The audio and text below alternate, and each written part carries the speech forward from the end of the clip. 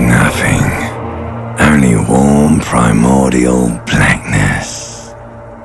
You're conscious ferments in it.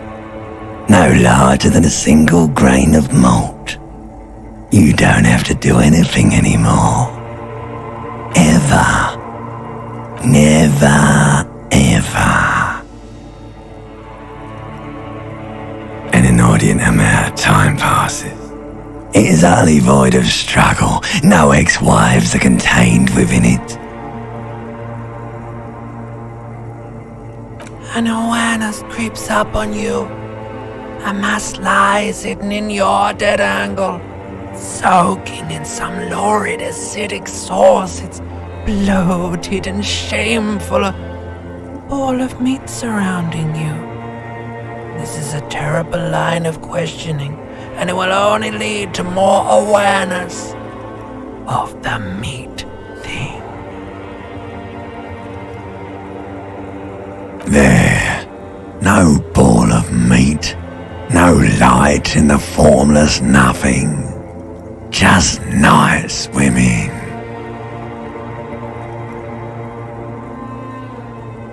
Coming right up, sir. Smooth passage.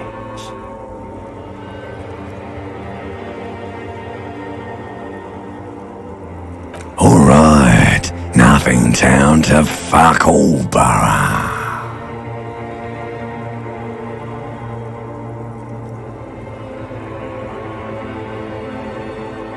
Great choice, Elder One.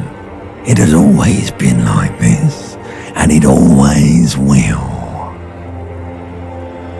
The song of death is sweet and endless. But what is this? Somewhere in the sore, bloated man meat around you. Like a fly to the ointment, your conscience sticks to it. The limbed and headed machine of pain and undignified suffering is firing up again. It wants to walk the desert, hurting, longing, dancing to disco music.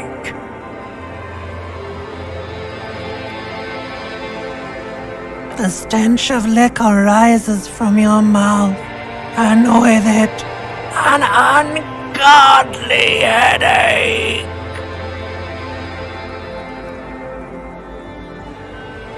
A fiery streak penetrates your skull, trying to force your eyes open.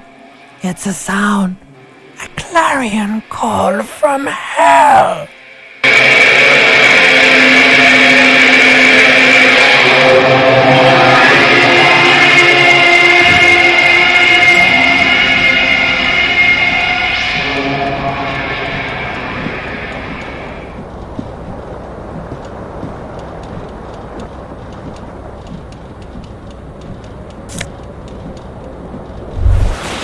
You hear a jingle.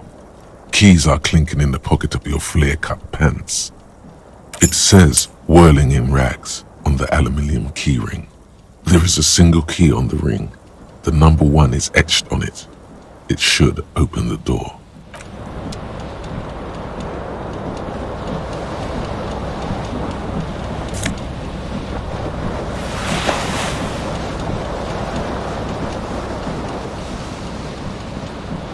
This fan has 2 chain pull switches. One ends in a tiny fan, the other in a light bulb. A truly horrific necktie has somehow attached itself to one of the blades.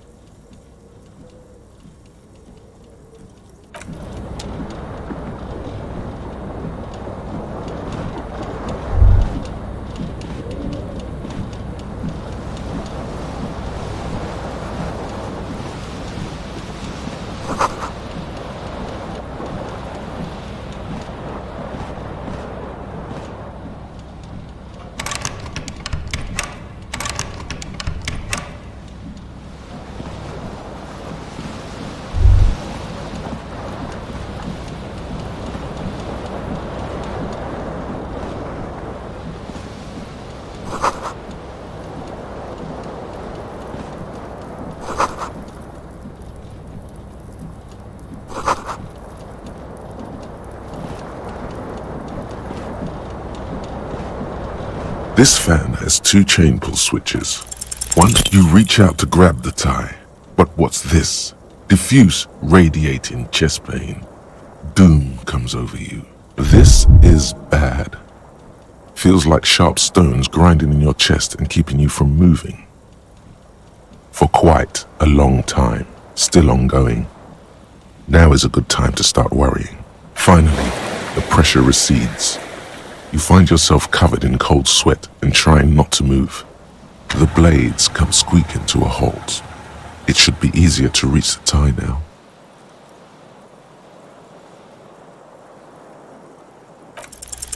You swoop up and catch the tie. Snap! It's released from the blade. What you have in your hand is a truly hideous necktie with 4 or 5 different patterns. The knot reminds you of a noose.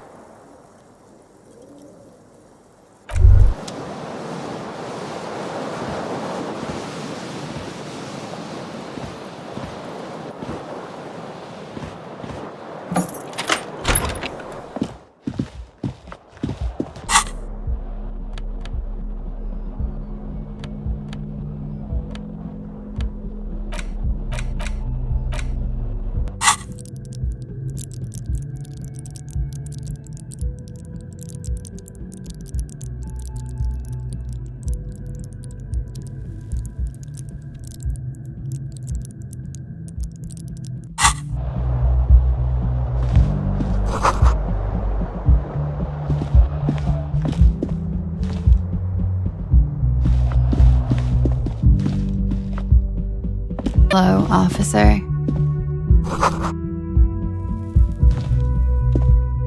The young woman raises a cigarette to her lips. Her eyes are brown and her face is speckled with birthmarks. She can't be more than 28.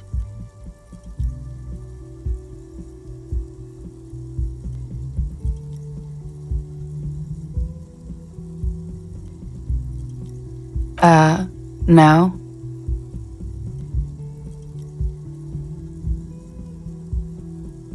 Because you're a police officer, sir. Okay, cool. I won't.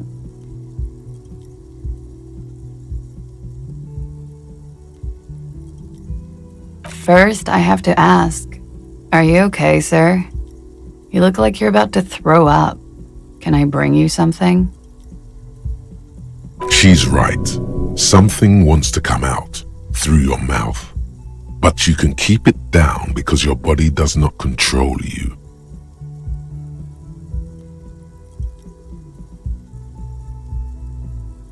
Sir, you've been here for 3 days.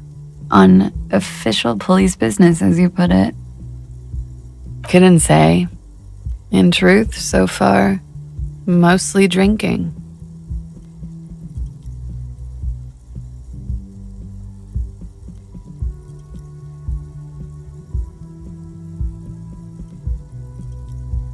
Don't be so harsh on yourself. They let almost anyone be a police officer. The words have already left your mouth.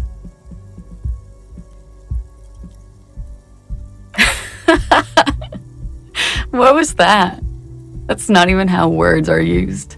What did you say? Come on, say it again. No, you see, that's not what you said. You said... Come on, man. Pretty, please. One more time. Goddamn right you did. You crazy asshole, you. What kind of cop are you?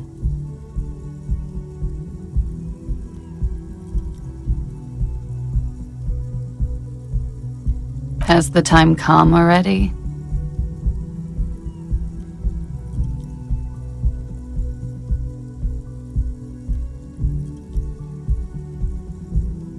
You're one intense cop. Anyone ever tell you that?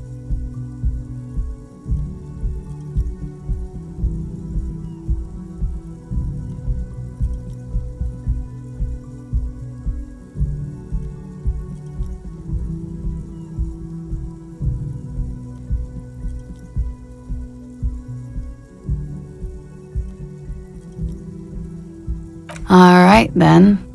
Looks like I should go and prepare for what's to come. And thank you. This has been delightful. I do hope it happens sooner. Otherwise...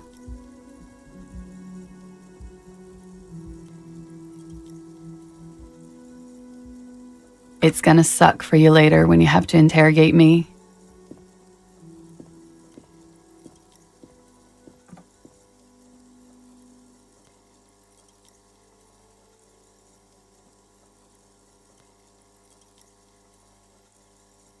And for the record, no, I didn't do it.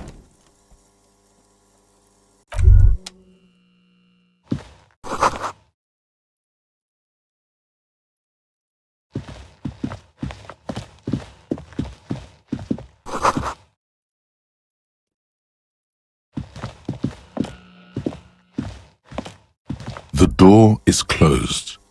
There is no answer. You hear the shower being turned on, somewhere inside.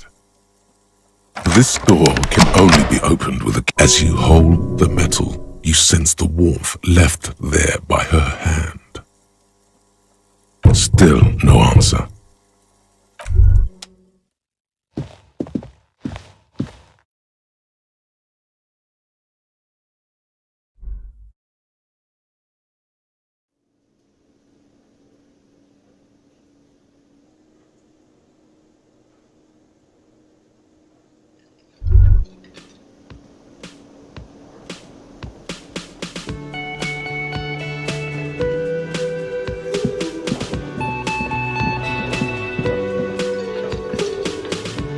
A man in his late 20s stands behind the counter, inspecting a stuffed seabird. As you approach, he gives you a sideways glance, then looks down again. Everything is cool between you and this guy. He's a big fan. Make some small talk. A competent work of taxidermy. The white and brown seabird lies among piles of coasters and drying mugs. One of its wings broken. The man is trying to mend it. Looks like the bird was ripped off the shield that was used to mount it, most likely on a wall. Look, your buddy is over there. Why don't you go and talk to him, okay? He pretends not to hear you, concentrating on the bird instead. No, I'm not the bartender. I'm the cafeteria manager. I have 3 cafeterias to manage. 3. Sylvie tends the bar here, not me. I'm only standing in. She just, you know...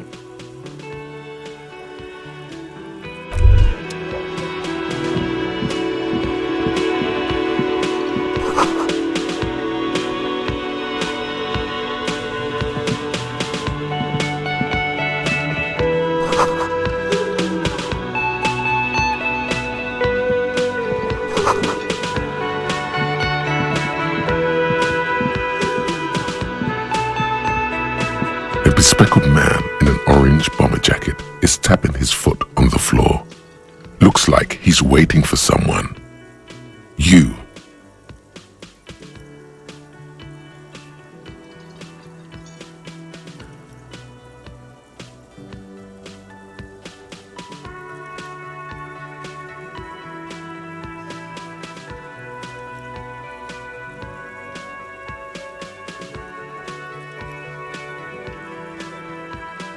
As you approach, he narrows his eyes and extends his hand in greeting.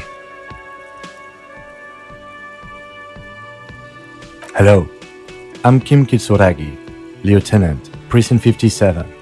You must be from the 41st. You realize he is waiting for your name. Raphael Ambrosius Cousteau.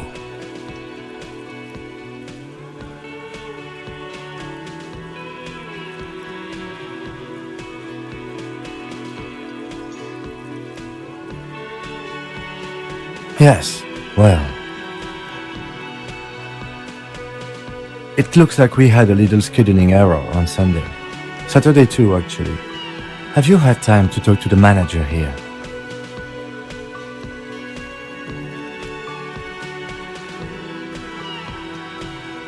If you don't mind, we should talk to him again. Ask him for a rundown of the area, now that I'm here as well. I understand the scene is out back, right? It also wouldn't hurt to assure him the police are finally here. In full force, I mean. Have you mapped out the initial interviews? Good. But even if you haven't, we'll have time for that after we take a look at the coroner's case. Have you removed the dead body from the tree? So, the body is still in the tree, where it has been hanging for 7 days straight. We should go there as soon as we are done talking to the owner. What a shame. Get to it now. Rip that body down from the tree.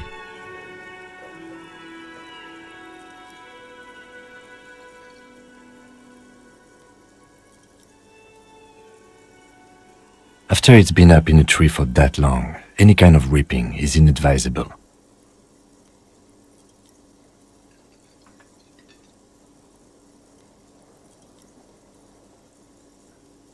We all feel that way sometimes.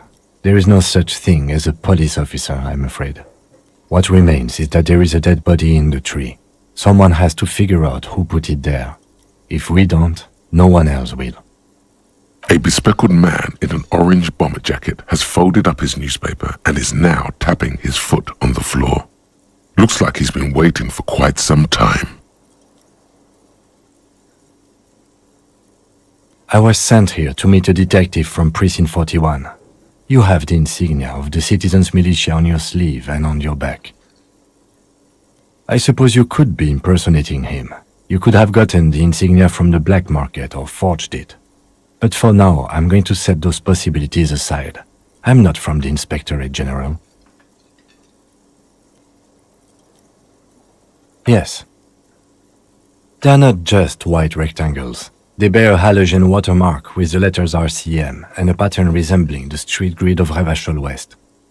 I would ask you to step into the headlights of my motor carriage, but again, it's none of my concern.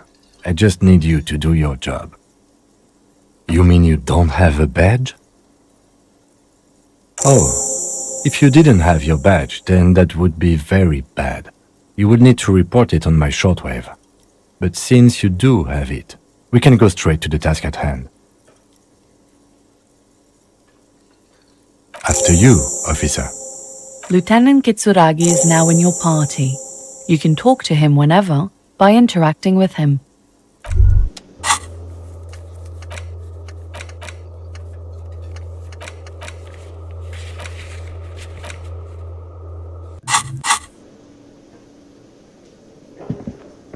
Hello, sweetie. Wait, who's Sweetie?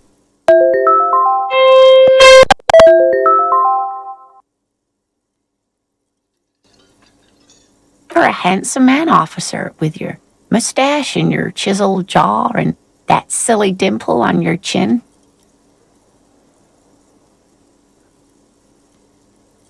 But dear, you're not for me. I'm too old and too married besides. You must forgive me. I'm getting so scatterbrained. I completely forgot to introduce myself. I'm Lena. My husband Morel and I are staying with our friend Gary just down the street, but I come here for tea when they're away. This Lena is wacky enough for the motley crew. Hire her on the spot.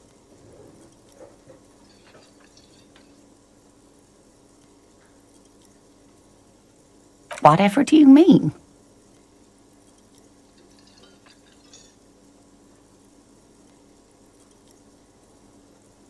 Sequence killers? Oh my. But I think you already have a partner, sweetie. A partner who'll need you to help him get a corpse down from a tree.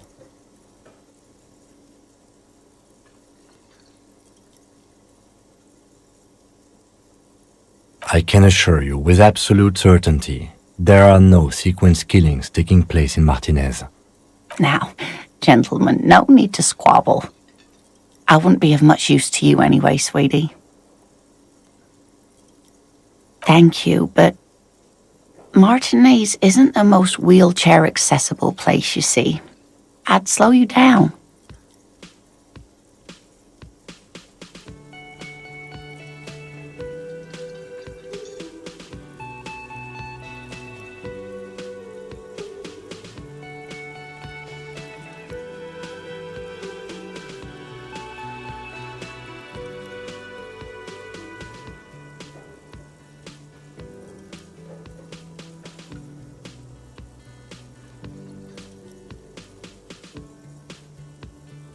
Perhaps another time. Of course, dear.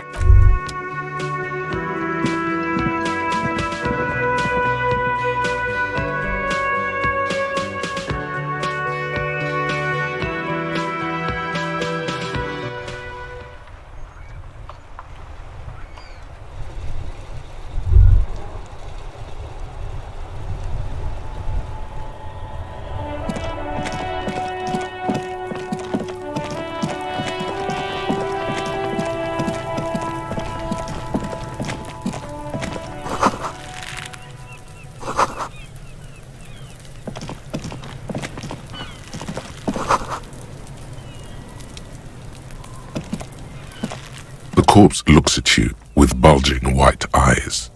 The face around them does not look human.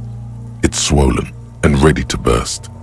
His lips are fish-like and his tongue like a ball gag in his mouth. You seem to be holding your breath.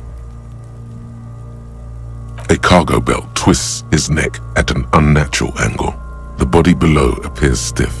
It's letting out an ungodly rot. The smell seeps in even through your clenched nostrils. Active decay.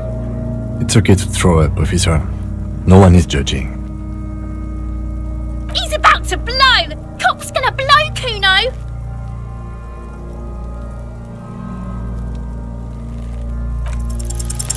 The smell is repulsive. It pushes in from your mouth, more instant and more familiar than anything you'd expected, more fever than odor. It fills your mind, flushing you from within.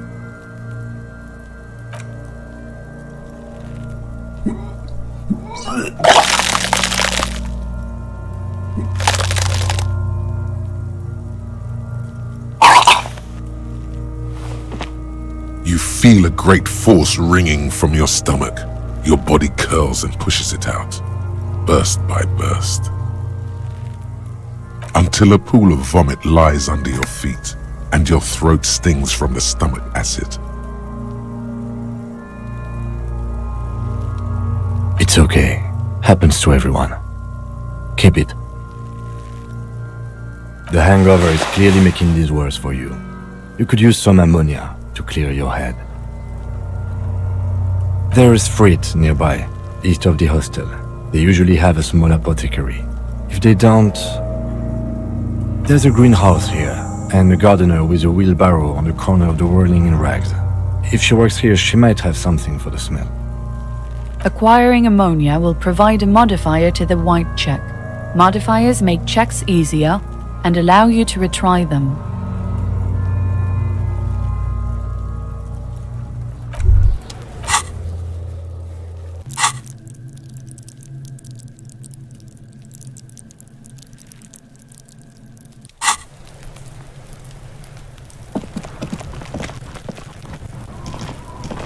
Kuno's got this!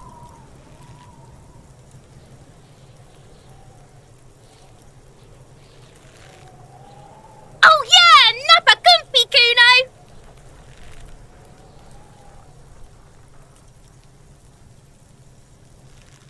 Right in the dick, Kuno! Get him right in the dick! Love it in the dick! The boy is sweating profusely. His eyes are like two black holes and his jaw is twitching as if trying to break free from the empire of his body.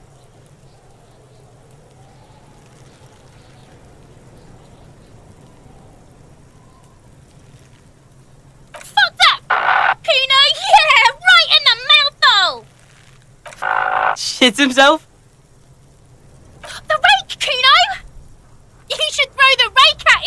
Kuno!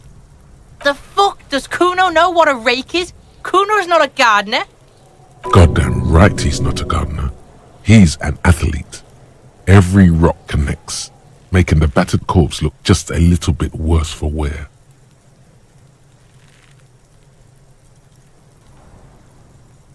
What? You wanna fuck Kuno now? What's the matter? Kuno's got you cornered. Nothing to say. Who's the man now, huh? Kuno's the man. You wouldn't believe the pussy Kuno tears up. What was that, Kuno? Nothing, see, nothing. Just slicing some bacon. The fuck are you talking about? He's calling us Kuno. He says we're fucking each other. The fuck are you? He's calling us Kuno. He says we're fucking each other. Alright, entertain the Kuno. Show me what you got. What you got there? What you got, huh? Show me what you got.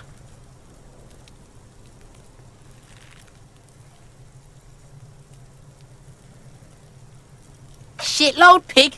What's your question? Don't tell the pig shit, Kuno. Pig's choking. He's totally choking. If I were to want to waste my time, which I do not, I would ask them who he is, how he got there, and the usual.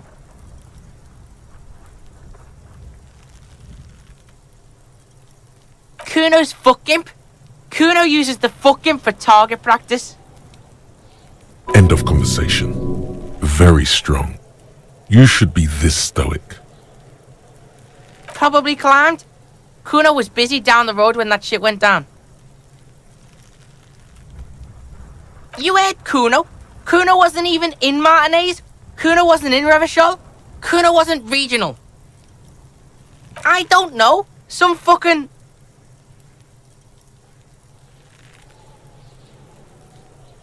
Mesk or I don't know. Some other place. Night City. Kuno was in fucking Night City. Kuno gives this info out on a need-to-know basis, and you don't need to know. Kuno didn't smoke the gimp, if that's what you meant. Just a couple of pigs sniffing around in the dirt. That seems pretty fucking suspicious to Kuno. Yeah, you tell the faggoty, Kuno.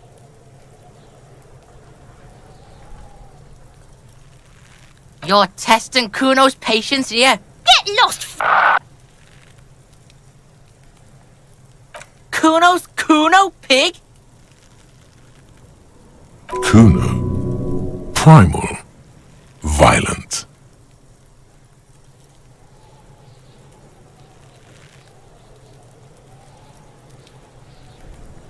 Yeah, think about it. Think about that rabid Kuno shit. Watch out, Kuno! He's trying to fiddle you! He's gonna put his hands on you! Help! Pig's got Kuno! Help! Rape! Help! He's got the Kuno, help! Help! He's digging his dick out! Escalate, Kuno! His dick is out! You're afraid! Pig's in here, Kuno! Somebody, please! Look at his shit-eating grin. He knows there's nothing you can do to him. He's bullying you, and you are helpless. Kill him. Kill him now. He won't see death coming. No! Get off, Kuno, you sick fat fuck!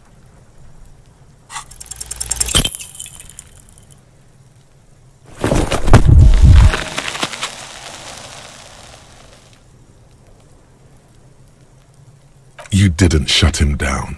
Your fat fist didn't meet its target. Instead, it pulled you down with it. Kuno can't believe this shit! Can no one stop the Kuno? Pig, Kuno thought you had this. What happened? Kuno can't do anything now. Despair creeps into you, getting fat on your weakness. Whatever noble intentions you once had as a police officer, it's eaten them all up now. You're still coming up with sentences. That's a step up from total annihilation, right?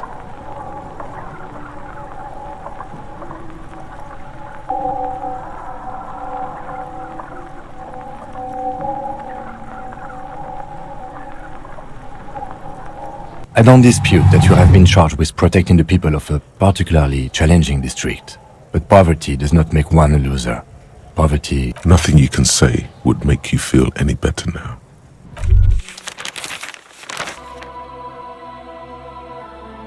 Cop gives up the detective genre for social realism. Another police officer resigned from the RCM following a nervous breakdown. He now lives under a bridge, drinking and occasionally throwing excrement at passers-by, shouting, "I never loved that woman." When asked to comment, former colleagues objected to the theory that his psychological disintegration was precipitated by his wife leaving him. "It's because the Furrows lost that match," said Captain Ptolemy Price, once the man's superior officer. "It's because he couldn't get a big gun from acquisitions, and anyway, police work really burns you out after a while," Satellite Officer Jean-Vic Mayer, the deranged former cop's partner, commented. Sergeant Matt Torson, another former colleague, did not propose any theories, merely saying, "Whatever happened to him wasn't about birds. He got fucked, that's all."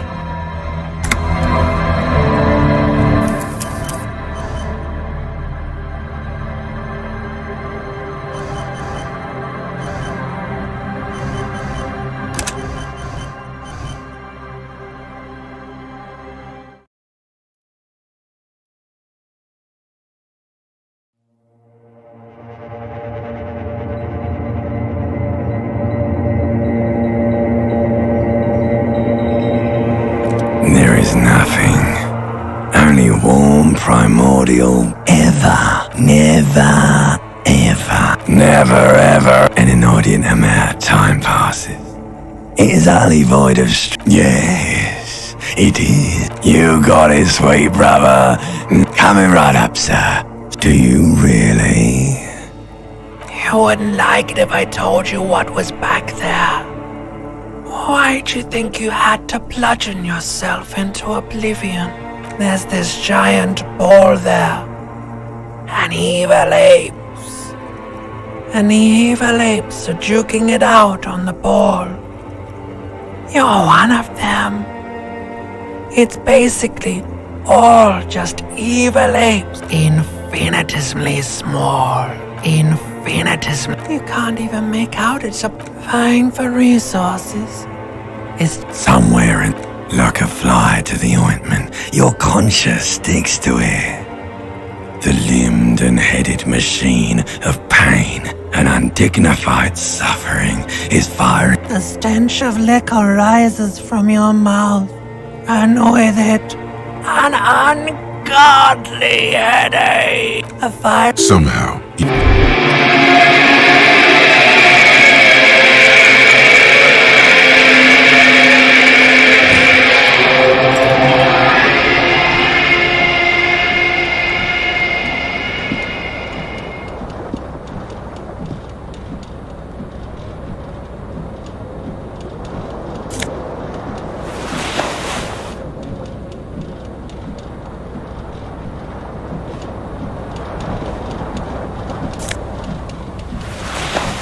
you hear a jingle.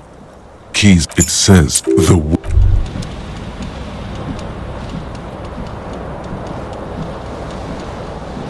This fan has two chains. The blades come squeaking to a halt. A terrible mistake. Turn the lights off immediately. You can practically feel the photo. Your eyes burn with photosensitivity. It's not good. You swoop up and catch the tide. What you have in your hand is a...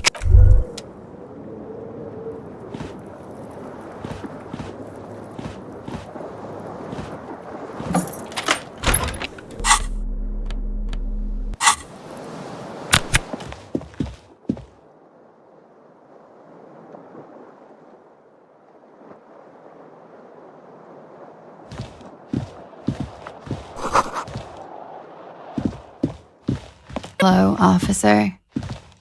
The young woman raises a cigarette. Her eyes are brown and her face is speckled with birthmarks. No. The young woman shakes her head. No. You're a police officer, sir. Okay, cool. I won't. Okay. Sir, you've been here for 3... Couldn't say. In truth, so far... You have no doubt about the drinking. But do you strike yourself as a tight-lipped drunk? She must... The words have already left your mouth.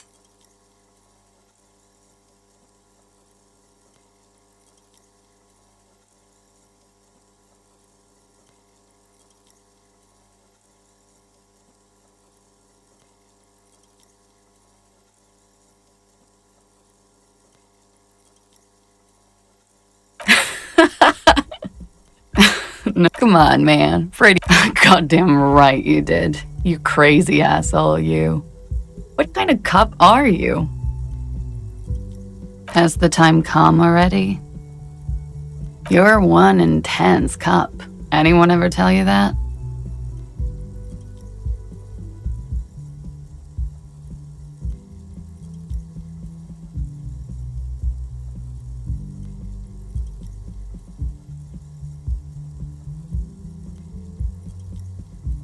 Alright, it's gonna suck for you later when you have to interrogate me.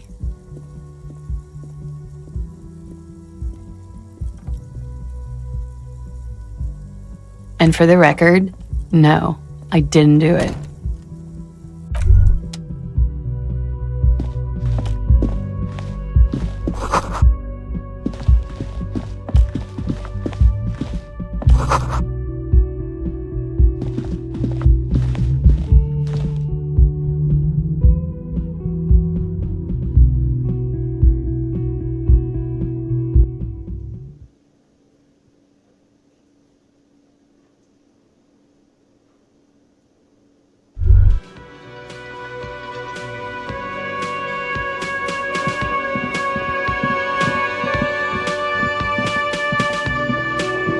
As you approach the door, Excuse me. I think you may be the person I've been waiting for. on the sleeve of his bonnet, Hello. I'm Kim Kitsuragi, Lieutenant, Precinct 57. You must be from the 41st. you realize he's waiting for your name. Raphael Ambrosius Cousteau. No, it's not. Raphael Ambrosius. Yes. Not for a moment does he believe that's your real name. He casts it aside as an intra-departmental joke or a peculiarity he doesn't understand. It looks like we had a little scheduling error. What he means is, he has been trying to meet up with you for 2 days. Then we should ask him for a run. It also wouldn't hurt to assure him the police are finally here. In full force, I mean. Have you mapped out the initial interview? Okay, we'll have time for that after we take a look at the coroner's case. Have you removed the dead body from the tree? So, the body is still in where it has been hanging for 7 days straight. We should go there as soon as we are done talking to the owner.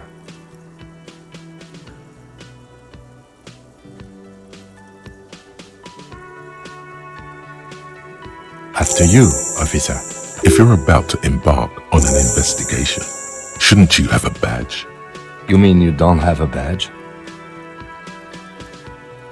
Losing your identification card is a serious matter. My vehicle has a shortwave. Lieutenant Kitsuragi is now in your party. You can...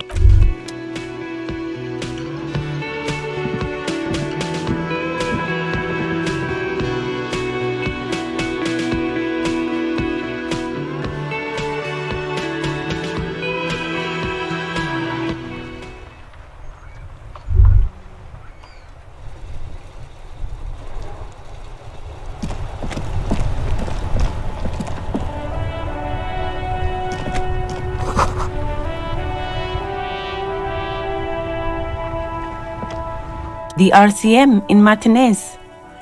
What can I help you with? Of course. What can I help you with? Me? I am just a gardener. I am pleased to meet you too, officer. Me? I am working. I have a greenhouse in the yard there. I've been trying to get some work done. Well, as you probably know, there's a corpse hanging from a tree there. It smells pretty bad, so I have to take breaks. Don't worry, miss. We are here to clean it up. You can get to work soon. Thank you. My head is about to explode from all the salts I've had to inhale. Salts? Ammonium salts. Perhaps useful for later. Of course. Where to?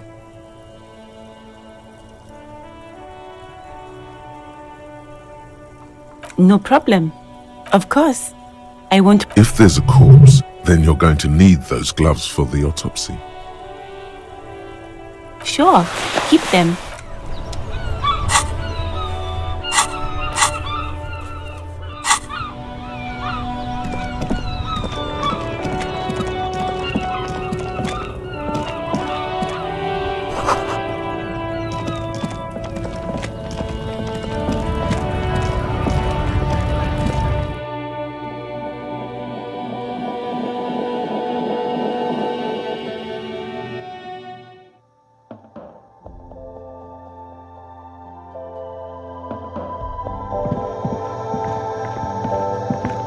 The tear machine stands. Oh, that's the tear machine.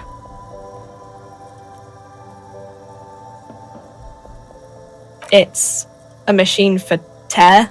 You know, you find tear outside, like bottles or whatever, and put it in the machine. Then you need a bag, I guess. We used to have some, but we gave them all out, so feel free to use it if you find a bag, though.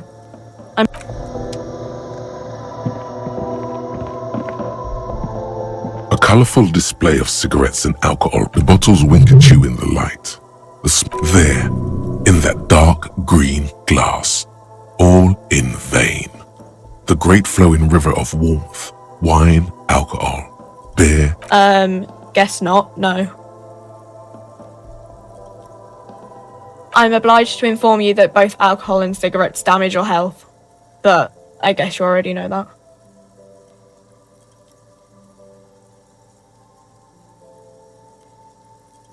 No, Frit only sells legal drugs, like the law says.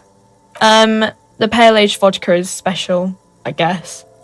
It's stored in pale for a couple of years, which makes it super expensive and super strong. You know.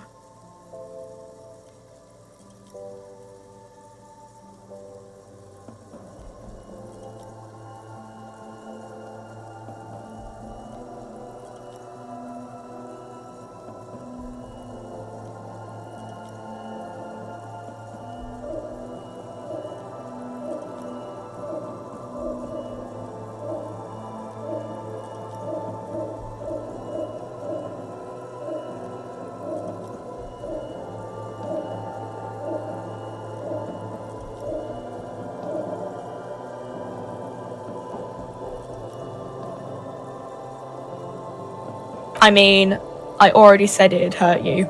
I don't know what else they do. Substances give powerful bonuses to your main. Use medication like Nosafed and magnesium. A small cabinet on the wall is filled with various. Their logo is the bloodless rose. Just ask me if you need anything from St. Baptiste. We don't stock prescription meds, but we do have Nosafed, Duramine, magnesium, and Hypnogamma.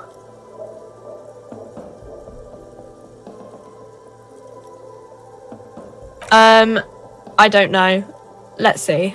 Nosafed is a nasal spray. Duramine is a really good painkiller. Magnesium is a dietary supplement. Hypnogamma is... I don't really know what Hypnogamma is. I guess it makes you feel less shit. It's recommended to use after lots of partying, studying, or exercising. No, sorry, I'm not like... Nosafed heals +1 health. Duramine heals +3 health. Magnesium... St. Baptiste, you know, the pharmaceuticals company. St. Baptiste Pharmaceuticals. The one that sells meds out of St. Baptiste. That one.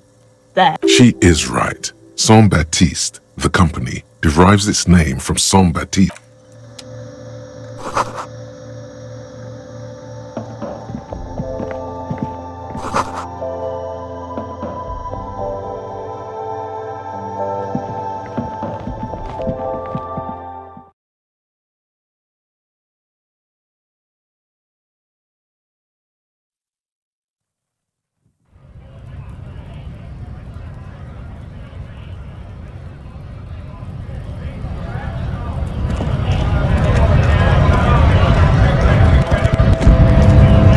Scab? You're hazy on the notion of a scab. Smells like politics, though. Maybe it's got something to do with the flask he reaches for from time to time.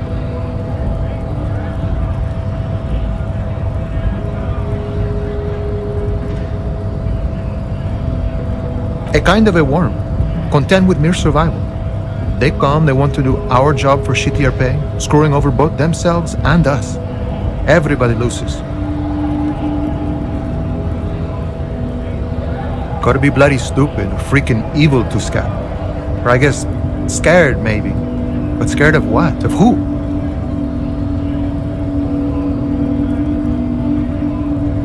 Personally, I'd rather beg than scab. If the gentleman shouting on the street came begging, maybe they'd have gotten something.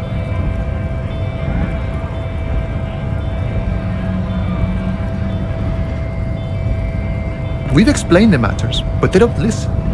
This lot would be reasonable and go home if the big guy wasn't riling them up all the time.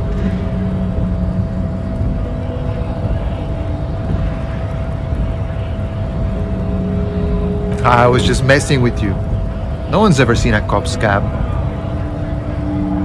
Imagine, you cops going on a strike, but then another cop comes in and says, "Let us cop for less money." Speaking of, what brings the RCM here, to the wild north? Come to see the strife?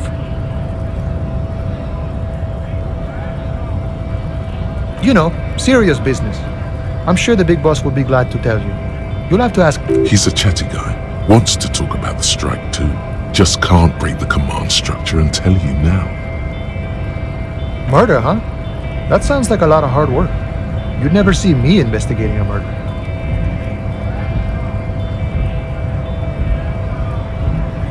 Of course, Policia. It wasn't me. You can rule me out. Easier that way. He didn't do it. It's the truth. My friend, I respect the right to roam. The open range awaits. I don't operate in that capacity.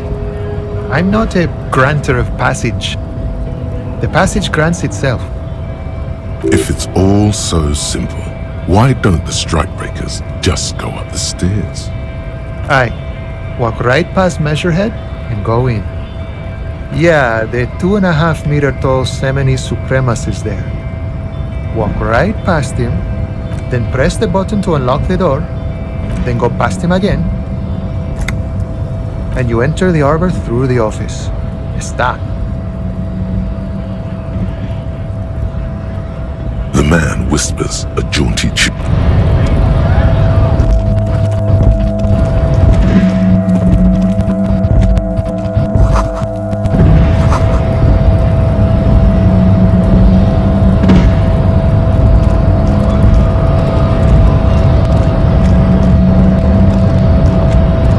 Body betrays your degeneracy.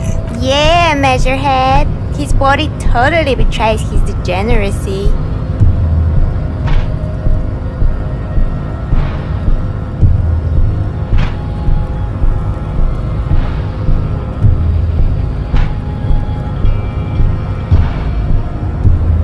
You have succumbed to Al-Ghul.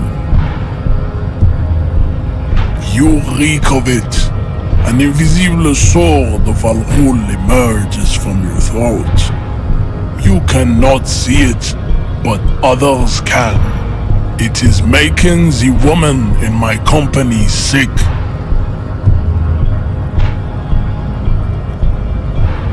Your mouth moves, but the one who speaks is Al Ghul. You are but a vessel for the Ghul now. Very little of yourself remains. Occidental Haplogroup B4 is done giving orders around here. The influence of the ham sandwich race is waning.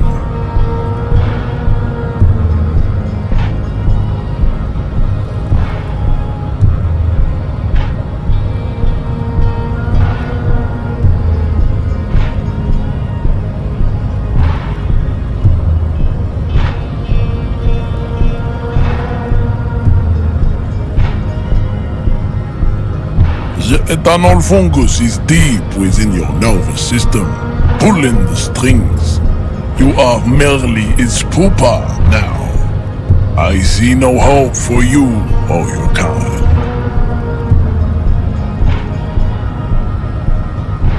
Begging for help, attempting to pass via for cooperation. How far the Occidental Haplogroup has fallen. You were once a noble and powerful race. You gave the world eugenics, electricity, and powerful weapons of war like missiles and aerostatic aircraft. You made great gains in metallurgy, race theory, and statecraft. You dominated lesser cultures, like the deformed Hemians and the inexplicably potato-obsessed Khoikos. But now your ascent to the genetic summit has halted. You are obsessed with sadness and with frivolous pop culture. You will be superseded. Isn't that right, babe? It is, baby, yeah. You know it. There is a button right behind him, just out of reach. It must be the one that opens the door to the harbor. Enough with this begging. You should leave the stage of history with dignity by inviting the other races to a great world war. Bring your troops to the Seminine Islands and to Boogie Street, and we will pulverize you. When you are gone, we will build a museum for you. The walls will be lined with bottles of Al Ghul, your beloved beverage. Inside, we will store the odes to homosexuality you call art, and your microcephalic skulls. There may be a peaceful solution to this. You could internalize Meshached's race theory. He would take you as one of his own. Well, not as such. What you do with the mastery of advanced race theory is up to you. You could reject the findings, sure, or accept them and become an advanced racist. Don't be vulgar. White or not has got little to do with this. The race enigma runs much deeper than that.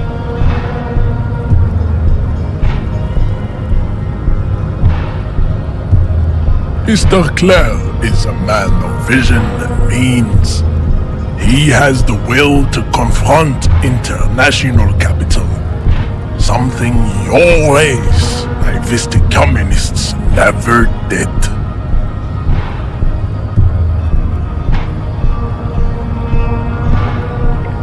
Of course you are, Revacholian man. The failure of communism to challenge the world order is the core of your race fate. All around you, the fruits of its defeat. Individualism, rock and roll music, sexually transmitted disease. Above all, rampant multinational finance still reigning large. Tell me, where have you gotten your love of pathetic communism from? Degenerate youth culture? Rock and roll music?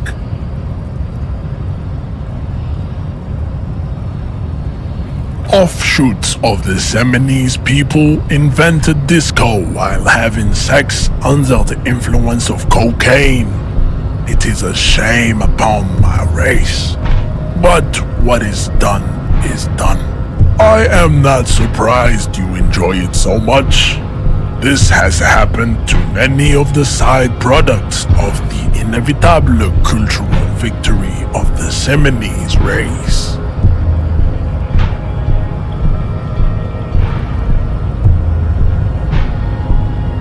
The South Island race, haplogroup A4A. We are the rightful masters of the Insulindian archipelago. We descend from the Areopagites of ancient Pericarnassus and arrived here 4,000 years ago, millennia before you. We are the future. That is all you need. I am a descendant. The narrow streets of Ulimbuir are with me in my genetic dreams. I see young Seminoles women walk into the grey mass on Ile de Fantôme, waiting on immaculate conception from the pale.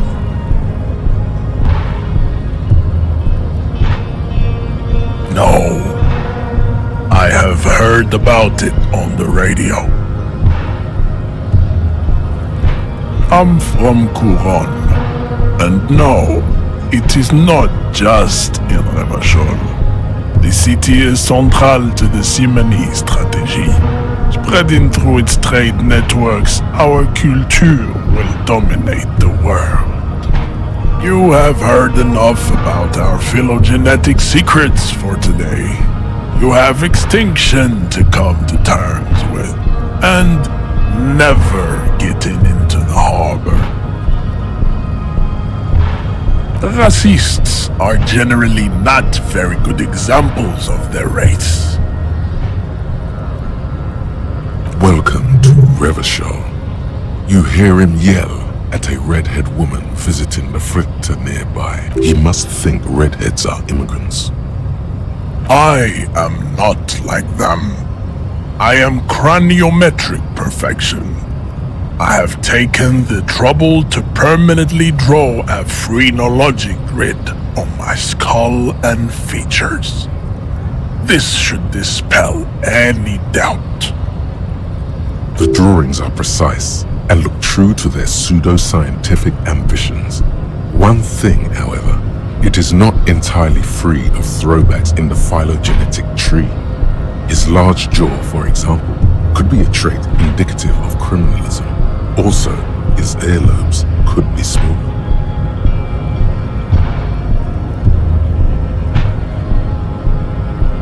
The size of the earlobes is not a real craniometric criteria.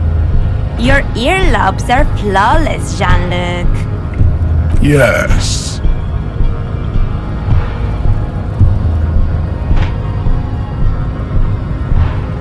Correct. I don't think anything about this. We are wasting... Your pedomorphic friend is right.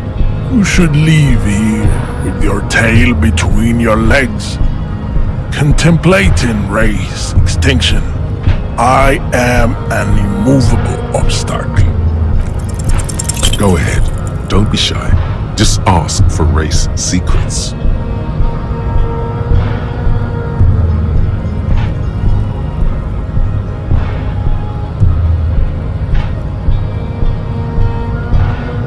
Do not be naive. I know the answer to the great race enigma. Why would I share it with a deformed infant? You do not have the devotion for servitude.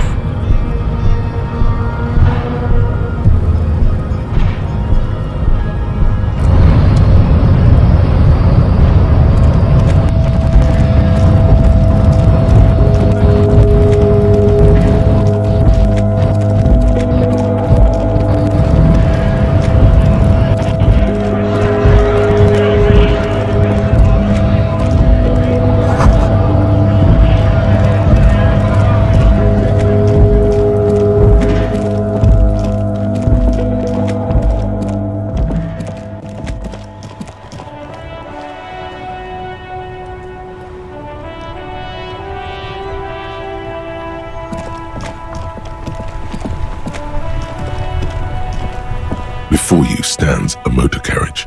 The bodywork is covered in blue and white livery, bearing vapor emanates from the large engine on the back of the vehicle. It hasn't had time to cool off yet. This must be the infernal machine that tore you from oblivion. The Caprice Kinema motor carriage.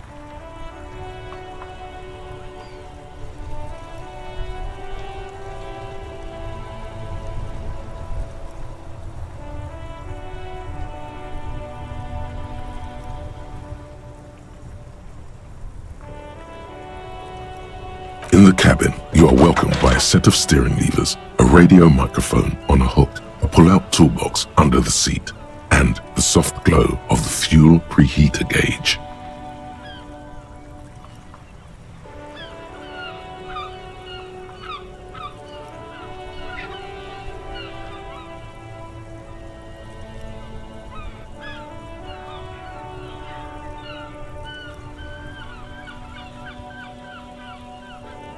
A scent of leatherwork and heavy fuel oils washes over you.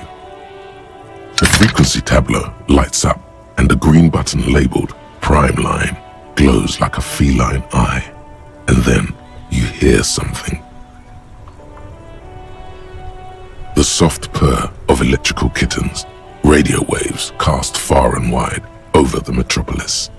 A woman's voice greets you through the static. This is Precinct 57. Hello, Lieutenant. How may I assist you?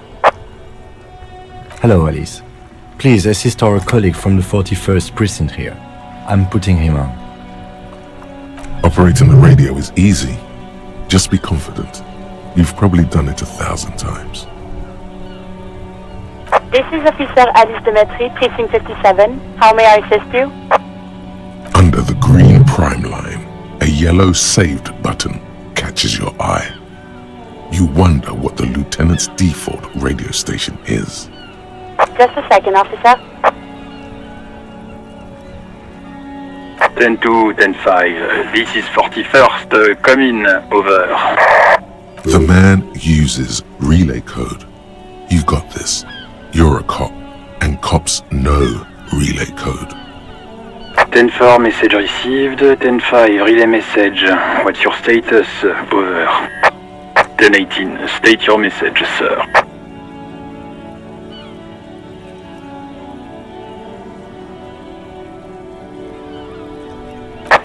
Over. 10-4, message received.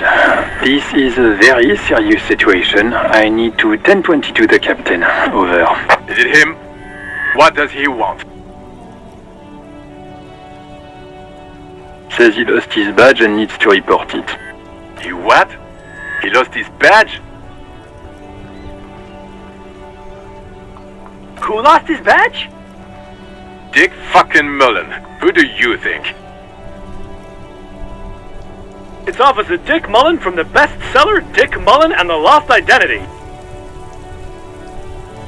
Dick Mullen is not your name. It's the name of a fictional detective who would not lose his badge. Defend yourself. Immediately. They're laughing at you. He says this has probably happened to other policemen before him and laughs sarcastically. Oh goddamn it! Is he fucking kidding?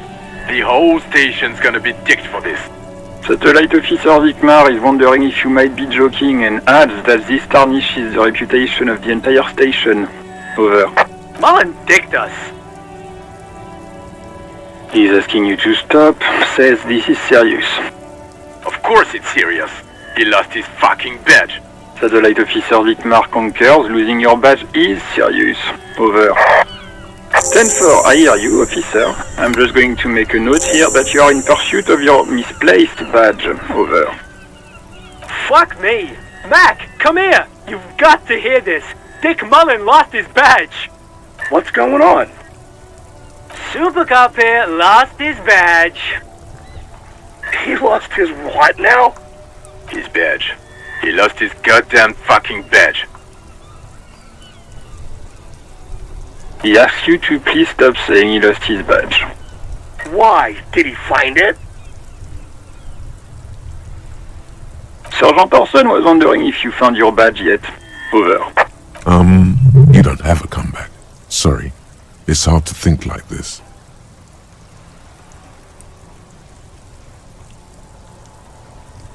He's not replying. Looks like he's still looking for it. 10-9, come again. I didn't get that. Over. New heights even for Captain Sober. Ask him. Ask him if he's lost his gun too. Sergeant Orson wants to know if you lost your gun too. Over. Check your pockets. Check your... Holy fuck. You don't know where it is, do you? Okay, it's gone. Your gun is most definitely gone. 10-9, come in, officer. Did you get my question? We were wondering about your gun. Over. Lying? Over the phone? It's easy. Just say it like it's the truth. And then it becomes it. He says he didn't. Thank God for that. That would have been a nightmare. I don't even want to imagine the poor prick who has to relay that kind of news to the captain. Losing his badge is bad enough. Tell him to find it, and fast. We can't have some gangbanger running around with it. We're all glad to hear you've not lost your gun, officer. You need further assistance? Over.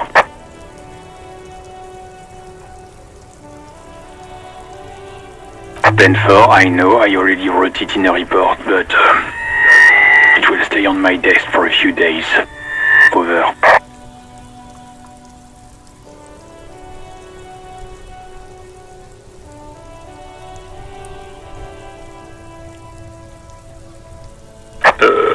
Okay, 10-4, sir.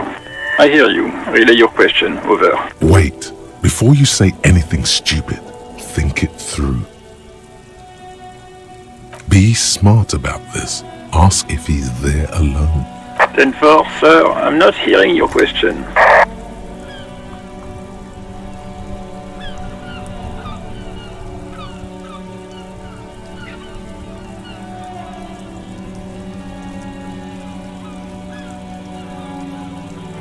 What? What is it? He's still on the line? He wants to verify the information on his badge. But of course, it says Dick Mullen, High General of the Revacholian Cavalry Force. Tell him to stop wasting time. What do you need, sir? Over. 10-9, repeat message. I didn't get that, sir. Over. What? What is it? What can he possibly still want from us? He seems intoxicated and keeps asking me to call him by his name. Mullen's drunk and emotionally aggressive. That's new. Wrap it up. Don't indulge in his drunken antics. 10-4, well, that's, Does he actually want something, or is he hell-bent on disrupting our work? He asked if he ever told me about his days before joining the RCN. For God's sake, cut this shit out! Tell him to stop wasting time and be a goddamn policeman for a change. Sir, Satellite Officer Vicmar says... So, was there anything else? 10... excuse me, sir? Over. No, sir, I haven't. You're not really keen on mentioning your home life, so I've always assumed things weren't that good on that front. Over. That's a negative, sir. I got 10-12 visitors present here. Over. Understood, sir. Over. Roger that. 10-10. Over and out. The white suede feels luxurious under the touch, and the metal clutch handle so very familiar in your palm.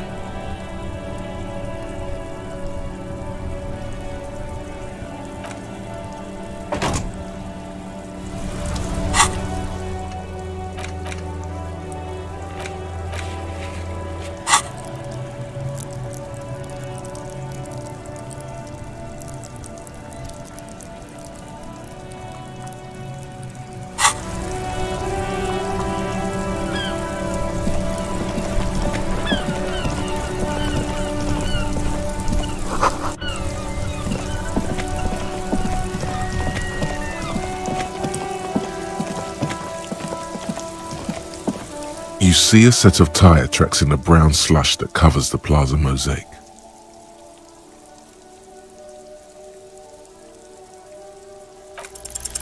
The tire tracks were left here by an unknown event that took place some days ago.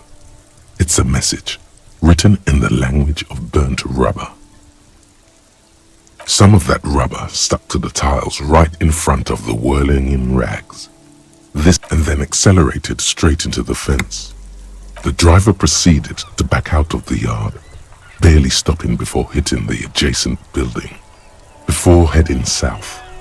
Must have been in a hurry. I'm not sure. There are plenty of traffic accidents waiting to happen in Martinez. With the jam right here on the roundabout, I would keep them separate. You could follow the track south. There seems to be a canal there. See where they went. You are correct. This is a rather motor carriage-friendly city.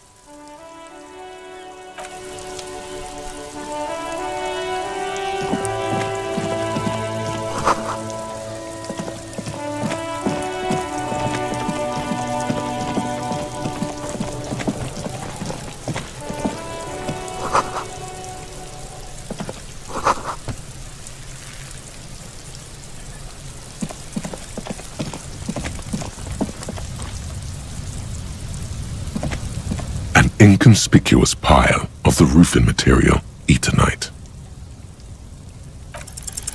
Because there's a secret door hidden behind the panels of Eternite. That's why they're too orderly. There it is. You see a shabby little door.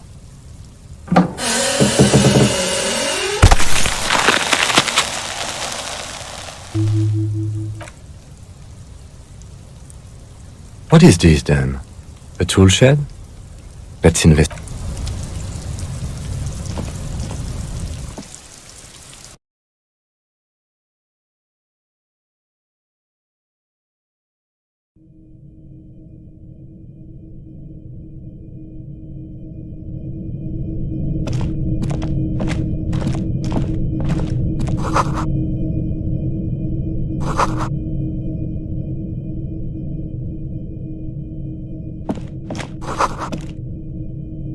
Be still, my beating heart. It's amphetamine, sweet amphetamine. The lieutenant isn't studying the powder in the mirror. He's studying you. There's a good vague way to ask where he stands on drug use. Professionally, I mean. Of course, detective. Swift justice. Don't worry, we don't have to investigate every trace of narcotics. Yeah, swift, lightning justice. Faster, harder, justicer. See that ladder there? It's probably another way into the industrial harbor, no? A secret path the local kids use.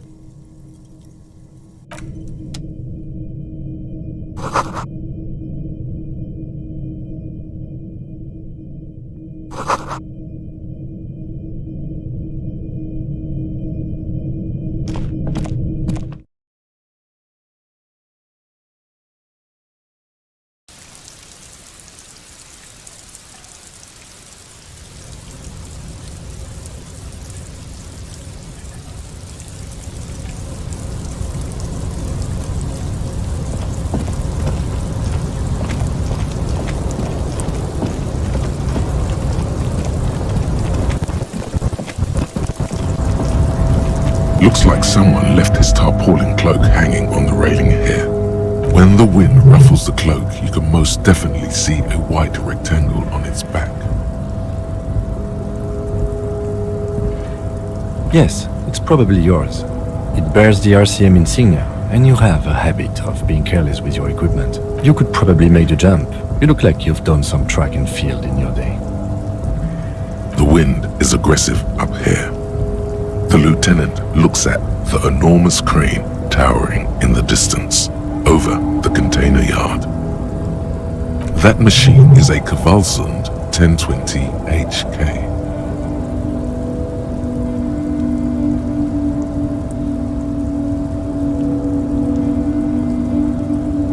Is it? Quarlson makes a lot of heavy equipment, but this is phenomenal, even for them. But I digress. We were focusing on your cloak here.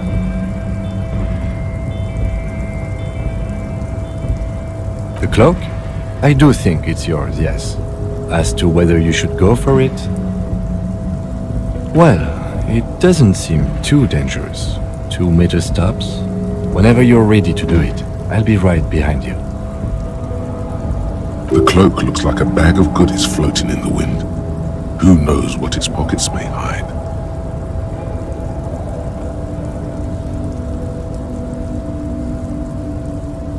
What are we doing? We're awfully close to breaking into the industrial harbor. They're bound to have information for us. I thought that was our intention. Or it could be that we are just exploring.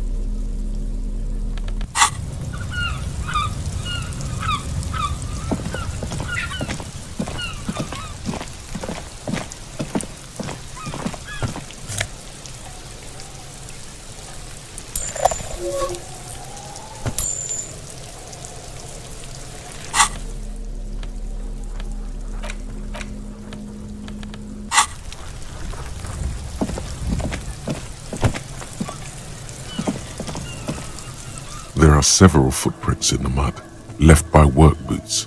Anywhere from 6 to 12 pairs have walked here.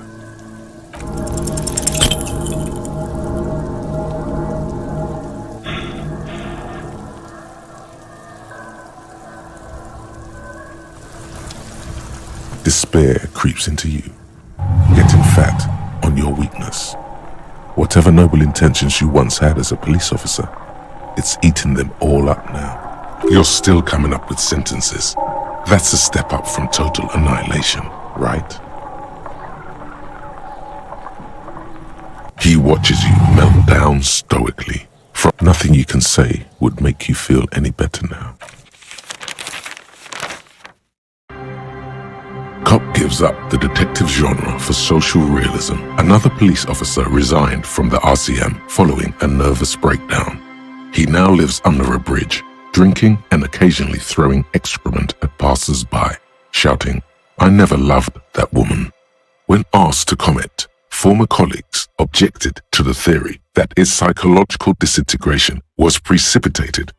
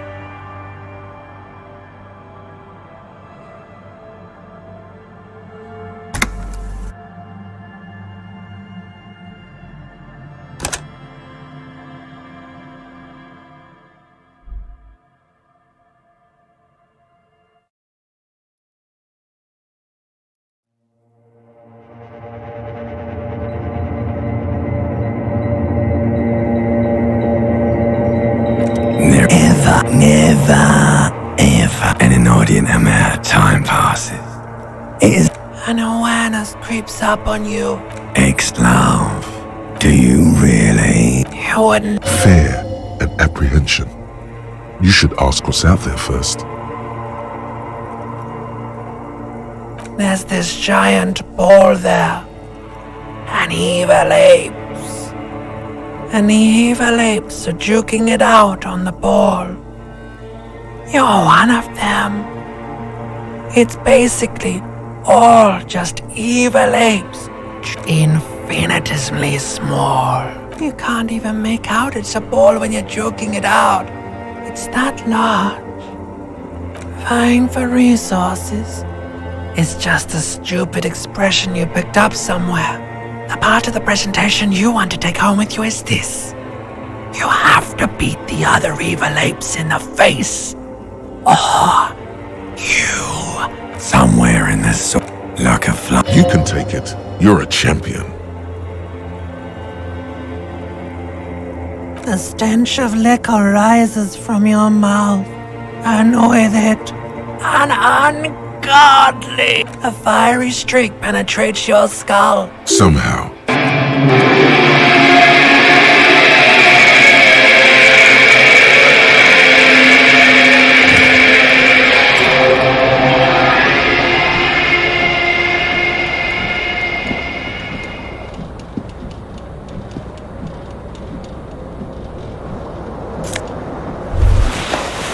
You hear a jingle. It says,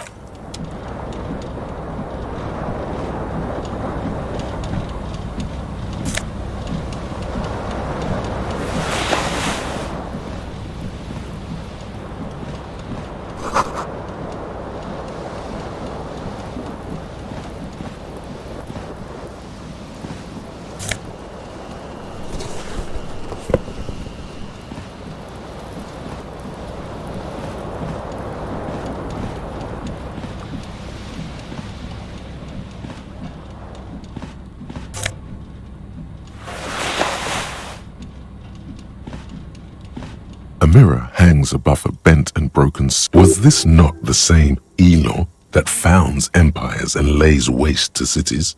Virile, uncaring towards the little things? Probably not, no.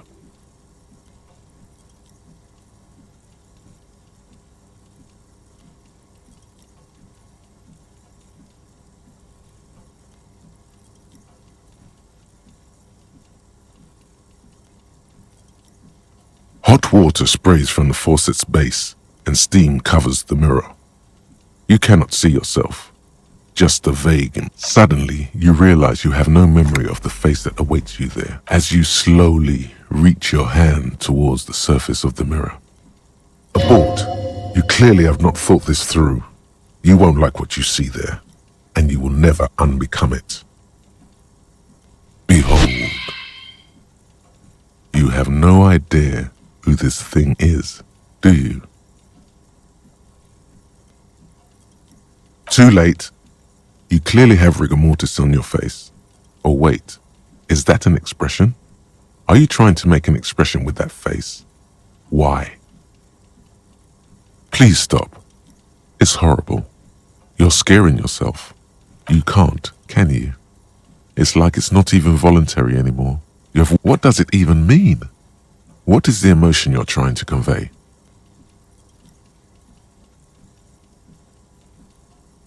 Please promise yourself you are not going to try it on any of the ladies, whatever happens. That's right. Not even yourself. Go ahead, try something.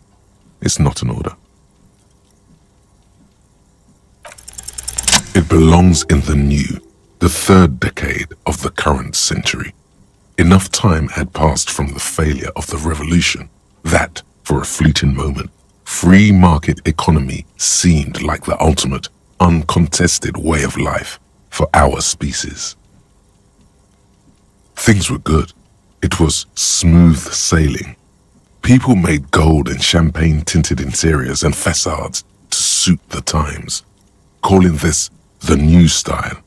But more importantly, disco happened. For Revachol, your city, That meant only one thing. Guillaume Lamillion. If it doesn't rhyme, you're not pronouncing it right. Out of the dazzling swirl of disco music, in an open-air boîte de nuit, somewhere in Revachol West, Guillaume's blonde mane appeared on the screen. He sang some bullshit. Then he made the expression.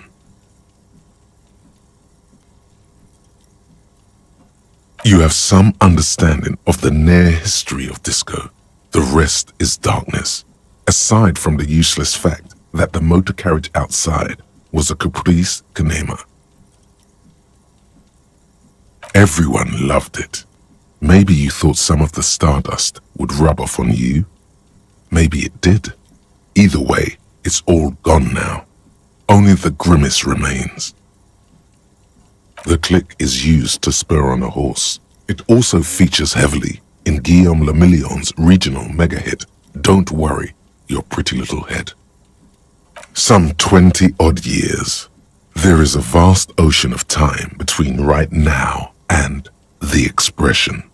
Looking good on you, or anyone. Humanity has run aground in that time. It's a different world now. The expression is a relic. It doesn't have to be. You can swoon over Guillaume and his champagne-corked smile whenever you want to. Maybe some of the stardust will return.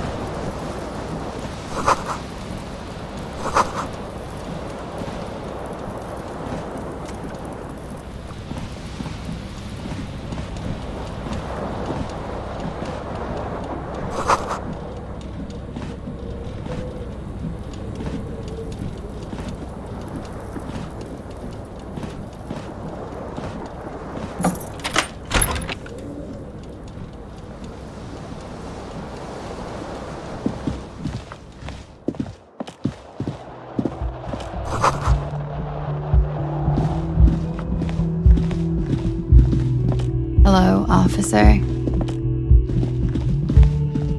The young woman raises a cigarette to her lips. A silver jumpsuit falls off her like scale armor, sparkling. This is the sparkle of too many nights out on the city. No. There's only one solution to this. You're a businessman. Because you're a police officer, sir. I'm not.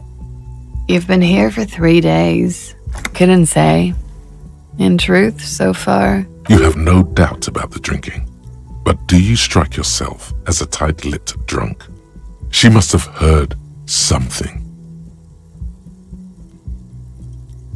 She nods.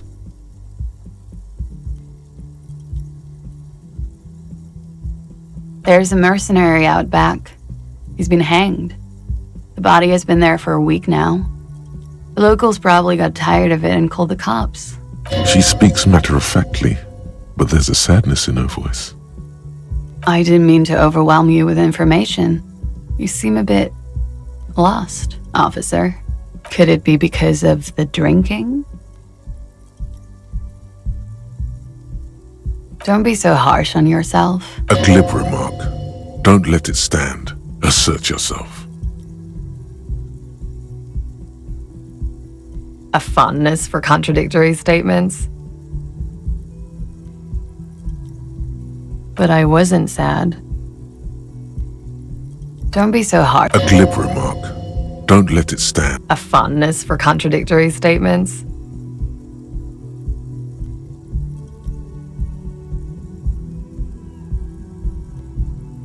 Of course.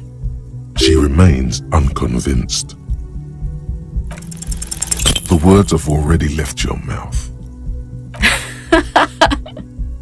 What was no, come on, man. Pretty, please. Don't back down now. Say what you said again. Goddamn right you did. You crazy asshole, you. What kind of cop are you? Okay, that's cool.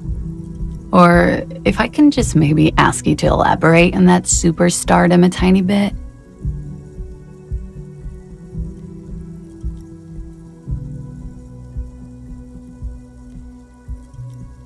I have certainly been entertained. Thank you.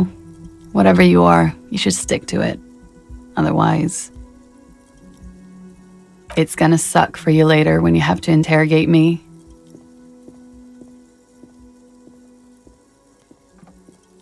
And for the record, no, I didn't do it.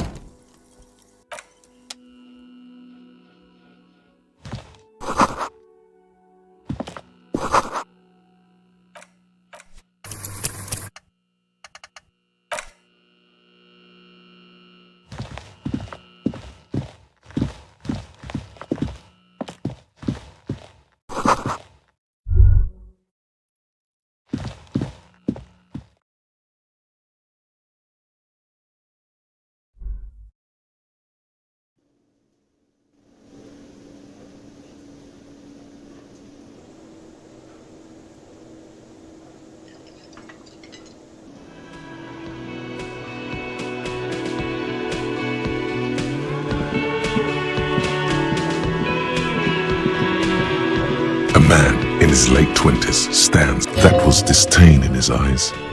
Even now he's purposely ignoring you. Oh no, you're a hero. A real hero cop. Could the massive property damage upstairs have anything to do with this?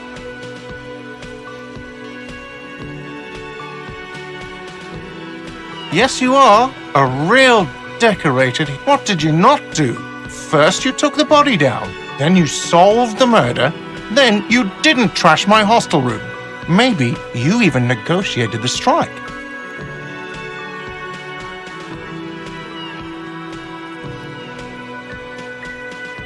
You're right, you didn't, and it's only taken you 3 days not to.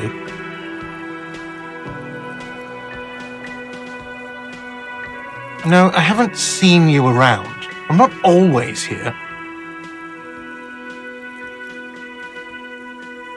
A competent work of taxidermy. The white and brown seabird lies among piles of coasters and drying mugs. Looks like the bird was ripped off the shield that was used to mount it, most likely on a wall. This is the Great Skua. The seabird is the symbol for the discovery of the Insulindian Isola, the part of the world you are in right now. Something about it makes you feel bitter. Look, your buddy is over there. Why don't you go and talk to him, okay? He pretends not to hear you. Concentrating, a competent, looks like the bird. This is the Great Skua. Something about it makes you... Look, your buddy... Why don't you go and talk... He pretends not to hear you. No, I'm not the bartender. I'm the cafeteria manager. That period of my life is over. Not everyone who stands behind a counter is a bartender, okay? I'm the cafeteria...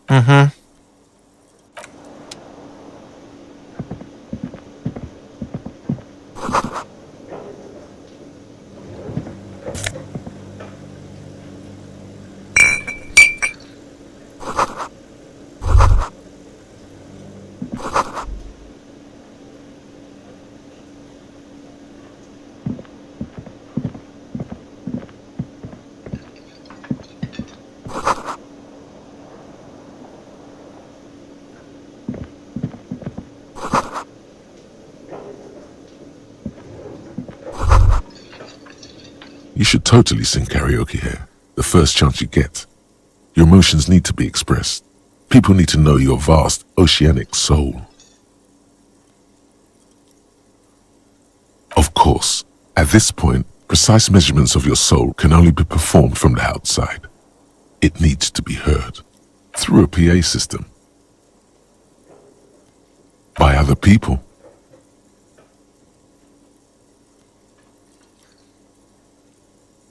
You have not yet stumbled on the right lamentation, but it's out there. It'll come to you. You will wreak havoc with it. Don't worry.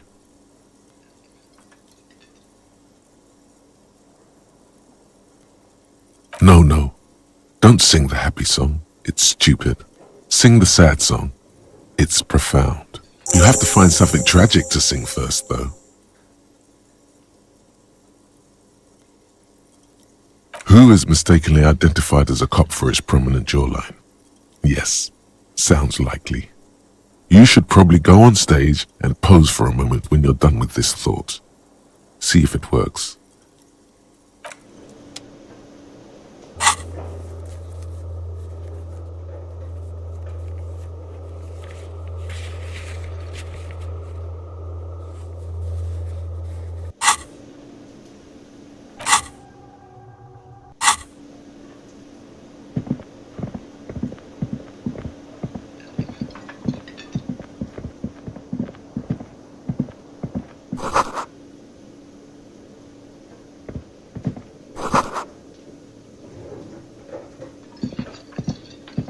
Hello, sweetie. You shouldn't keep your colleague waiting.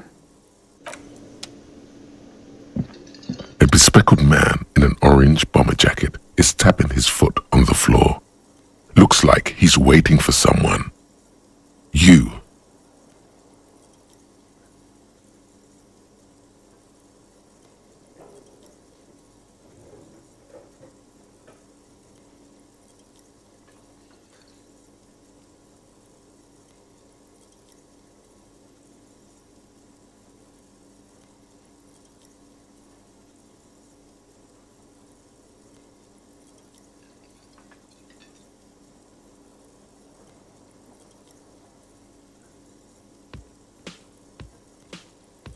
As you approach, he narrows his eyes and extends his hand in greeting.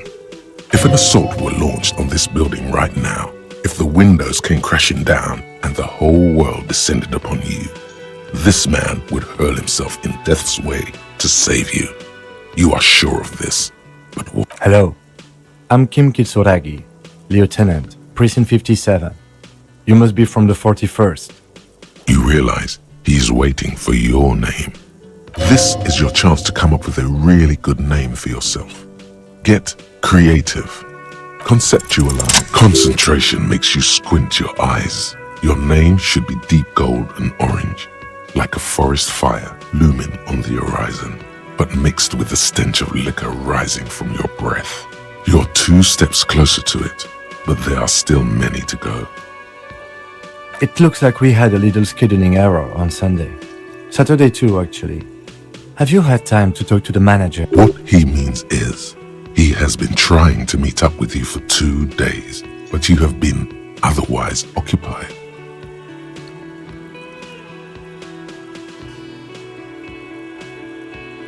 If you don't mind, we should talk to him again. Ask him for a rundown of the area. Now that I'm here as well. I understand the scene is out back, right?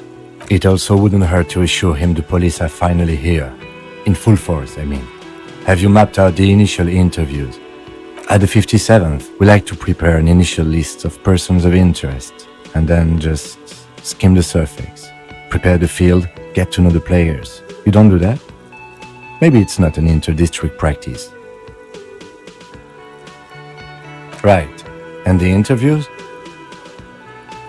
Okay, we'll have time for that after we take a look at the coroner's case. Have you removed the dead body from the tree?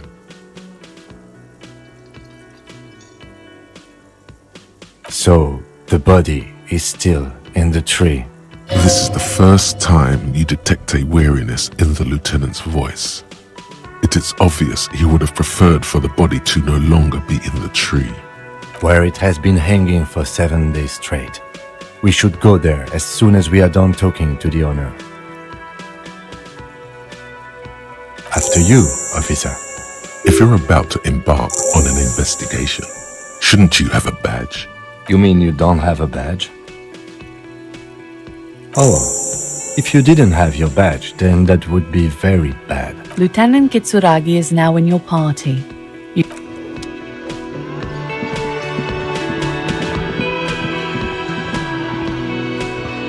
The man with the unimpressive beard notices you approaching. Mr. Gart, right?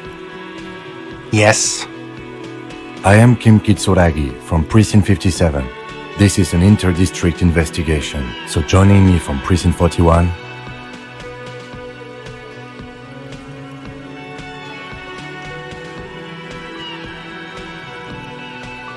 Right.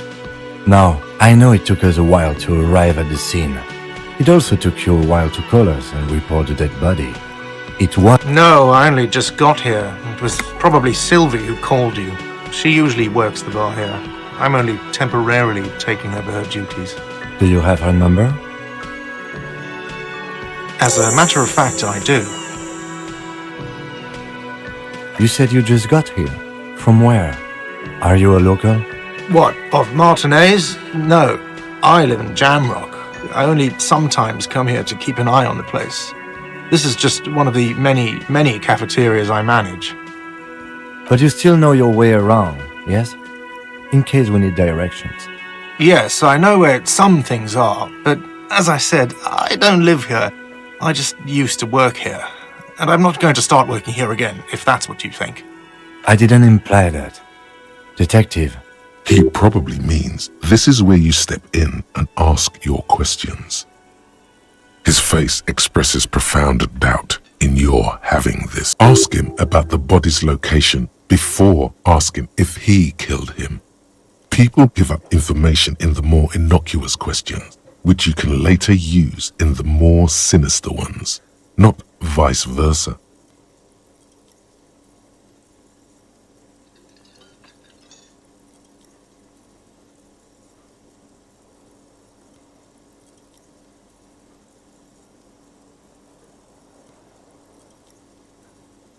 Behind this building, there's a courtyard.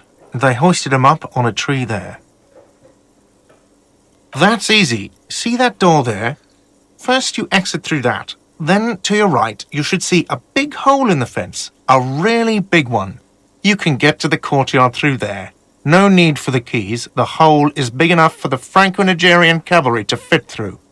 Does he want you to feel guilty of making that hole? I don't know who killed him. I'm not the police. That's your job. This is it. He said they hoisted him up on a tree. Who is this they, if he doesn't know? People are saying it was the union dock workers, that it was a lynching. The locals, the customers, the people who eat here, a lot of dock workers eat here. Sylvie told me everyone knows the dock workers did it. Did the debarders themselves tell her this, or is it a rumor? I don't really know. You'll have to ask her.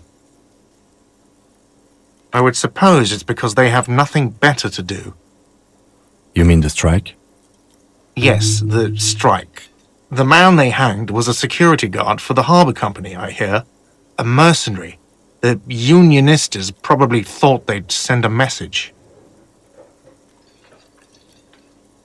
What are you, crazy? Of course I didn't kill him! The lieutenant turns the page in the little notebook he's been scribbling in. She went away because none of your business. Have they not been telling you you're a cop? Extra fine. Let's go. Not so fast. You owe me 130 real.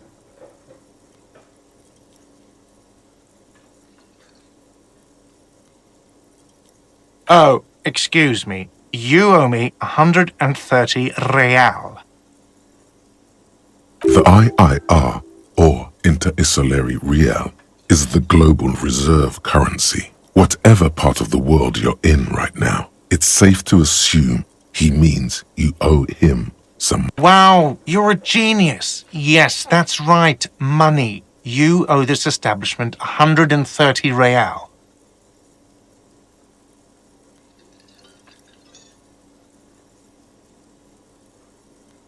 Let's see.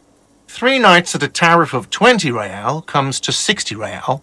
Then there's the window you annihilated. The hole in the window was the first thing I saw when I came to work. So don't try to tell me you didn't. That will be 40 real in damages. Another thing you've annihilated is half the bar. You've run a tab of 30 real. Actually more, but we'll round it down to 30 for your hard work maintaining the stability and order of Revachol. That's 60 plus 40 plus 30 equals 130 real. And yes, real is still money. What are you, a philosopher?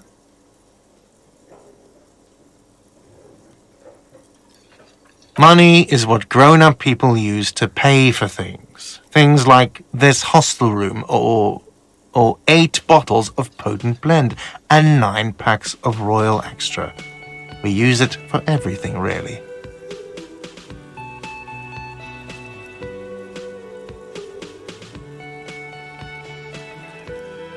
There's a shuffle of nylon as Lieutenant Kitsuragi looks for something in the pockets of his orange bomber.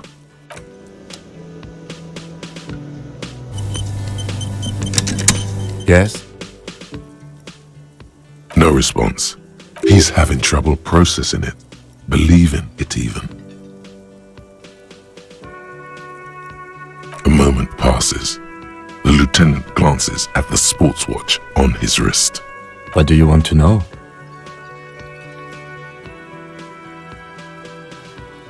I'm afraid you and I are pawns in a pissing competition. His disdain is clear. This man... You don't know? I assumed you were in on it. It's just stupidity. We shouldn't waste any more time on it. If you want my take, ask me after we've inspected the victim. Later. Was there anything else you wanted to know about the case? Good.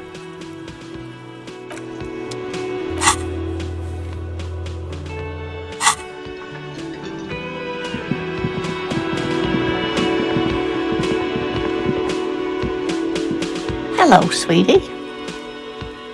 You're a handsome man, officer, with your mustache and your chiseled jaw and that silly dimple on your chin. But dear, you're not for me. I'm too old and too married besides. In another time and place, she might have flirted back. But that ship sailed. You must forgive me. I'm getting so scatterbrained. I completely forgot to introduce myself. I'm Lena. My husband Morel and I are staying with our friend Gary just down the street, but I come here for tea when they're away. This Lena is wacky enough for the motley crew. Hire her on the spot.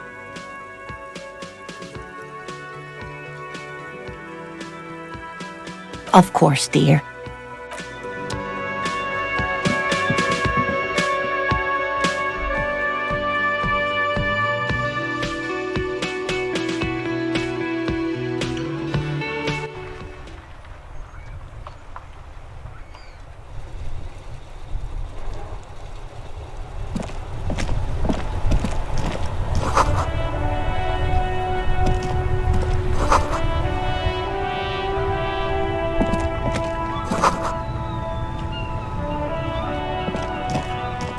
The RCM in Martinez.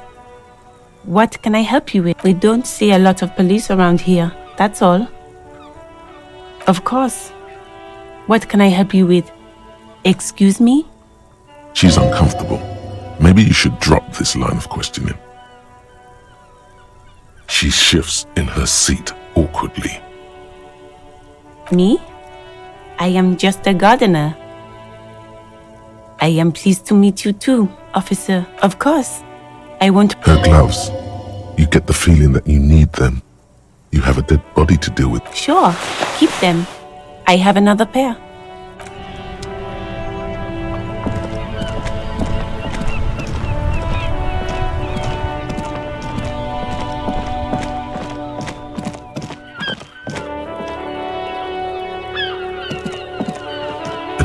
Call box with a matrix of push buttons lists all the companies in the East Delta Commerce Center. Silence. No one answers the doorbell. Silence. No one's home at Fortress Accident. Looks like someone has melted half the plastic off with a lighter. The doorbell doesn't work anymore.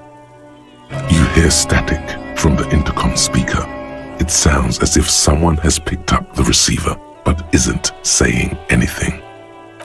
Yes, hello. This is Tracy Henniel Electric. Have you come to place an order? She sounds almost antique, as if her voice was being played off an old wax cylinder. A receiver must not be working properly. The lieutenant exchanges a look with you. Who cares that you don't remember her? Just go along with it. No, something's wrong here. Are you sure she's talking to you?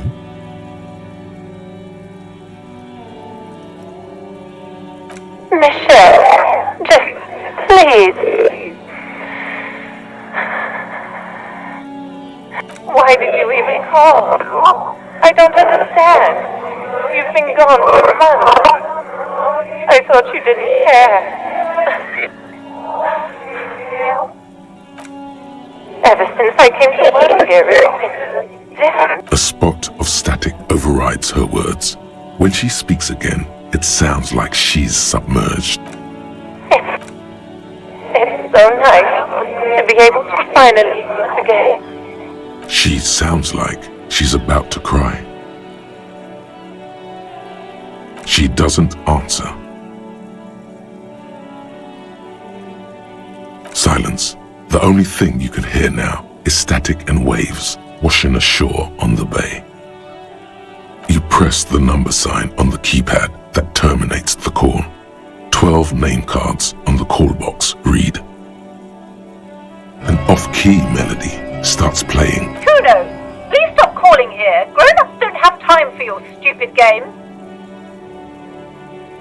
Oh, I'm sorry, officer. I thought you were... But the doorbell is broken, and the bookstore shouldn't even be on the list anymore. So I can't help you. Please don't call here again.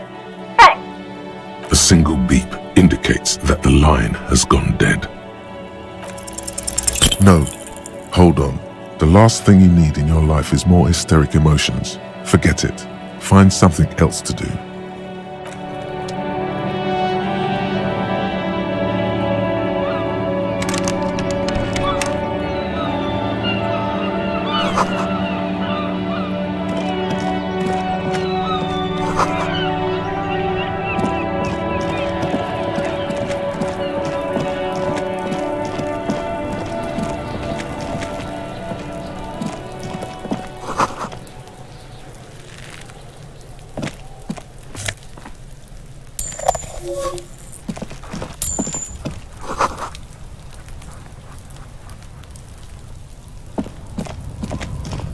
An inconspicuous pile of the roofing material, Eternite.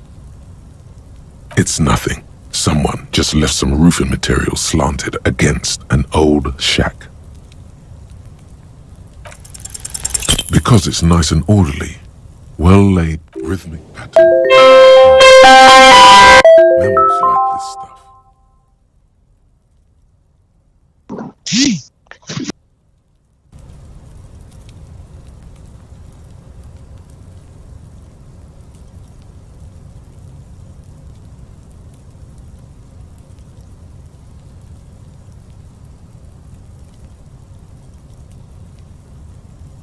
No, there's more to this.